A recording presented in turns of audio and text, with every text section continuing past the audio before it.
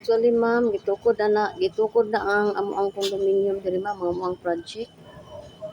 Ara siya ma'am, gitukod na siya ma'am, gitrabaho na siya ma'am. Ara siya ma'am.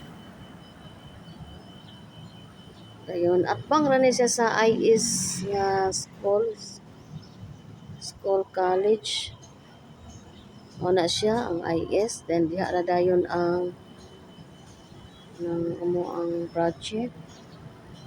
So, dire dayon ang ang IS International School. Diha ra kanang red nga gate ma'am. Una siya ang IS International School. Ay, naukulon dyan ni ako ang camera.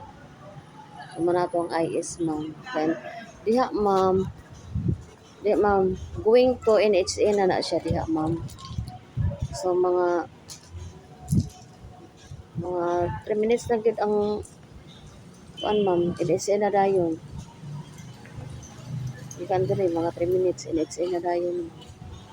Doon ang NHA. So, ang NHA ma'am, na diha doon ang ato ang Polymedic Hospital, napod siya McDonald diha, Jollibee. O ang ato ang unit ma'am, dollar pod ni siya sa Bulwa, ng mga stockholder diha sa isda o mga gulayan, doon na gid kaayo ma'am. Para ma'am, na ato ang unit. So,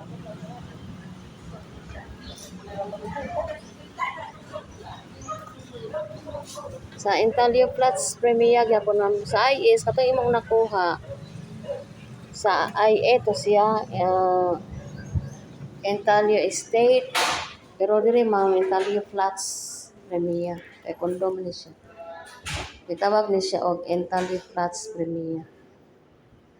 Katong imong nakuha IA to siya Intalio Estate.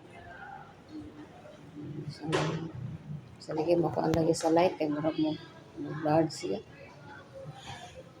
Na siya adult phone, na siya kiddie phone, checking path.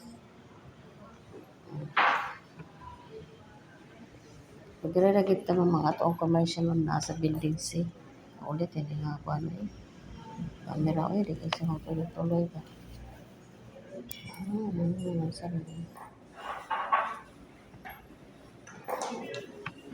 Siya ma'am. Ano siya ato ang project dito sa Crosswagan ma'am.